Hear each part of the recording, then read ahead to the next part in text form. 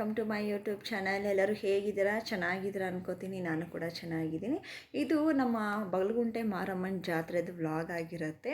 ನಾನು ಇಷ್ಟು ವರ್ಷ ಆದ್ರೂ ಕೂಡ ನಾನು ಬಗಲಗುಂಟೆ ಮಾರಮ್ಮನ ಜಾತ್ರೆನ ಹೇಗೆ ನಡೆಸ್ತಾರೆ ಏನು, 3 ದಿನ ಇರುತ್ತೆ ಅದ್ರ ಜಾತ್ರೆ. ಅಂದರೆ ಭಾನುವಾರ, ಸೋಮವಾರ, ಮಂಗಳವಾರ. ವರ್ಷವೂ ಅಷ್ಟೇ, ಯಾವತ್ತೇ ವರ್ಷವೂ ಅಷ್ಟೇ ಇದೇ ದಿನದಲ್ಲಿ, ಅಂದರೆ ಈ ವಾರದಲ್ಲೇ ಭಾನುವಾರ, ಸೋಮವಾರ, ಮಂಗಳವಾರ, ಅವತ್ತಿನ ದಿವಸ 3 ದಿವಸನೂ ಏನೇನು ಮಾಡ್ತಾರೆ ಏನು ಎತ್ತ ಏನೂ ಗೊತ್ತಿರಲಿಲ್ಲ ನನಗೆ. ಸುಮಾರು ಒಂದು 7th ಸ್ಟ್ಯಾಂಡರ್ಡ್ ಇಲ್ಲ 8th ಸ್ಟ್ಯಾಂಡರ್ಡಲ್ಲೇನೋ ನಾನು ಕೊಂಡ ಹಾಕೋದನ್ನ ನಾನು ನೋಡಿದ್ದೆ. ಆ ಟೈಮ್ ತುಂಬ ರಶ್ ಇತ್ತು. ಬಟ್ ನಮ್ಮ ಪತಿಯವರು ವರ್ಷ ಹೋಗಿ ರಾತ್ರಿ ಅಂದರೆ ಭಾನುವಾರ ನೈಟ್ ಕೊಂಡ ಹಾಕ್ತಾರಲ್ಲ ಅದನ್ನೆಲ್ಲ ನೋಡೋರು. ಈ ಸರಿ ನನಗೂ ಯಾಕೋ ಕ್ಯೂರಿಯಾಸಿಟಿ ಆಯಿತು, ಇಲ್ಲ ನಾನು ನೋಡಲೇಬೇಕು. ಮತ್ತು ಅಲ್ಲಿ ಇವಾಗ ನೋಡಿದ್ರಲ್ವಾ ಅಡಿಕೆ ಮರ ಎತ್ಕೊಂಬಂದಿದ್ದು ಅದು ನಿಲ್ಲಿಸೋದೆಲ್ಲ ನಾನು ನೋಡಲೇಬೇಕು ಅನ್ನಿಸ್ತು. ಸೊ ಹಂಗಾಗಿ ಈ ಸರಿ ಭಾನುವಾರ ದಿವಸ ಸಂಜೆ ಆ ಥರ ಮಾಡ್ತಾರೆ, ಒಂದು 6:30 7 ಗಂಟೆಗೆ. ಬಟ್ ಈ ಸರಿ 8 ಗಂಟೆ ಲೇಟ್ ಆಗೋಯಿತು. ಸೊ ಅದನ್ನೆಲ್ಲ 1 ಅವರ್ ಅಲ್ಲ 2 ಅವರ್ಸ್ ನಿಂತ್ಕೊಂಡು ನೋಡಿ ನಮಸ್ಕಾರ ಮಾಡಿಕೊಂಡು ಬೇಗನೆ ಮನೆಗೆ ಬಂದ್ವಿ. ಮಾರನೇ ದಿವಸ ಬೆಳಗ್ಗೆ ಇದು ವ್ಲಾಗ್ನ ಹಾಗೆ ಕಂಟಿನ್ಯೂ ಮಾಡ್ತಾಯಿದ್ದೀನಿ. ಈ ಸರಿ ಫಸ್ಟ್ ಟೈಮ್ ನಾನು ಮಾರಮ್ಮಂಗೆ ಆರತಿ ಮಾಡಿದಂಥದ್ದು. ಹಂಗಾಗಿ ನಾನು ಬೆಳಗ್ಗೆನೇ 5 ಗಂಟೆಗೆ ನಾನು ತೊಗೊಂಡೋಗ್ಬೇಕು ಮಾರಮ್ಮಂಗೆ ನಾನು ಆರತಿ ಮಾಡಿಕೊಂಡು ಅಂತ ಅಂದ್ಬಿಟ್ಟು ತೊಗೊಂಡು ಹೊರಟ್ವಿ. ನಾನು ಅಂದ್ಕೊಂಡೆ ಜನ ಯಾರೂ ಇರಲ್ಲ, ಕಡಿಮೆ ಇರ್ತಾರೆ, ದೇವರಿಗೆ ಎಲ್ಲ ನಮಸ್ಕಾರ ಹಾಕಿ ಸಮಾಧಾನ ಆಗುತ್ತೆ. ಅವಾಗ ಅವತ್ತಿನ ದಿವಸನೇ ಹೋಗಿ ಜನ ಅಂದರೆ ದೇವಸ್ಥಾನದಲ್ಲಿ ಜನ ಇರಲ್ಲ, ಸೊ ನಮಸ್ಕಾರ ಹಾಕ್ಕೊಂಡು ಬರ್ಬೋದು ಅಂತ ಅಂದ್ಕೊಂಡೆ ಆರತಿ ಮಾಡಿ. ಬಟ್ ನಾನು ಅಂದ್ಕೊಂಡಿದ್ದೆಲ್ಲ ಉಲ್ಟಾ ಆಗೋಯಿತು. ನನ್ನ ಥರನೇ ಸುಮಾರು ಜನ. ನಮಗೆ ಹೆಂಗೆ ಅನ್ನಿಸ್ತು ಅಂದರೆ ಅವತ್ತಿನ ದಿವಸ ಬೆಳಗ್ಗೆ ಯಾವುದು ರಾತ್ರಿ ಯಾವುದು ಅನ್ನೋದೇ ಗೊತ್ತಾಗಲಿಲ್ಲ, ಅಷ್ಟು ಜನ ಇದ್ದರು. ರಾತ್ರಿ ಎಲ್ಲ ಜನ ಎದ್ದಿದ್ರು ಅನ್ಕೋತೀನಿ ನನ್ನ ಪ್ರಕಾರ.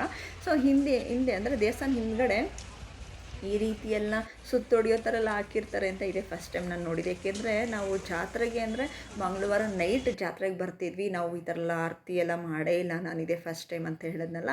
ಸೊ ಹಂಗಾಗಿ ನಾವು ಮಂಗಳವಾರ ಜಾತ್ರೆಗೆ ನೈಟ್ ಜಾತ್ರೆಗೆ ಮಕ್ಕಳನ್ನೆಲ್ಲ ಕರ್ಕೊಂಡೋಗಿ ತೋರಿಸಿ ನೆಕ್ಸ್ಟು ನಾವು ಸ್ವಲ್ಪ ದಿವಸ ಒಂದು 15 ದಿವಸ 20 ದಿವಸ ಆದಮೇಲೆ ದೇವರಿಗೆ ನಾವು ಮಡ್ಲಾಕಿ ಸೀರೆ ಕೊಡೋ ಅಂಥದ್ದು ಆ ರೀತಿ ಮಾಡ್ಕೋತಾ ಇದ್ವಿ. ಯಾಕೆಂದರೆ ಈ ಟೈಮಲ್ಲಿ ಪೂಜೆ ಮಾಡ್ಸೋಕ್ಕಾಗಲ್ಲ, ರಶ್ ಇರುತ್ತೆ ಅಂತ.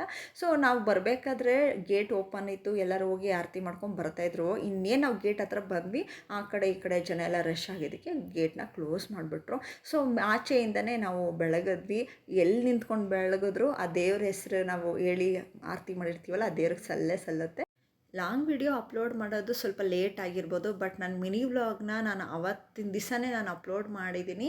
ನೀವು ನೋಡಿಲ್ಲ ಅಂದರೆ ಚೆಕ್ ಮಾಡಿ. ತುಂಬ ಚೆನ್ನಾಗಿತ್ತು. ಏನಪ್ಪ ಅಂತಂದರೆ ಹಿಂದಿನ ದಿವಸ ನಾನು ಹೇಳಿದ್ನಲ್ಲ 2 ಅವರ್ಸ್ ನಿಂತು ನಾನು ಅಡಿಕೆ ಮರ ನಿಲ್ಲಿಸೋದನ್ನೆಲ್ಲ ನಾನು ನೋಡಲೇಬೇಕು ಅಂತ ಅಷ್ಟೊತ್ತು ನಿಂತು ನೋಡಿಕೊಂಡು ವಿಡಿಯೋ ಮಾಡ್ಕೊಂಬಂದಿರೋದನ್ನ ನಾನು ಅಪ್ಲೋಡ್ ಮಾಡಿದ್ದೀನಿ. ಏನಕ್ಕೆ ಅದು ಅಷ್ಟಿಷ್ಟ ಆಯಿತು ಅಂದರೆ ಪ್ರತಿಯೊಬ್ಬರು ಕೂಡ ಫೋನ್ ಹಿಡ್ಕೊಂಡು ವಿಡಿಯೋ ಮಾಡೋದಕ್ಕೆ ಕೂಡ ಅದೆಲ್ಲ ನಾನು ರೆಕಾರ್ಡ್ ಆಗಿದೆ ನನ್ನ ವಿಡಿಯೋದಲ್ಲಿ.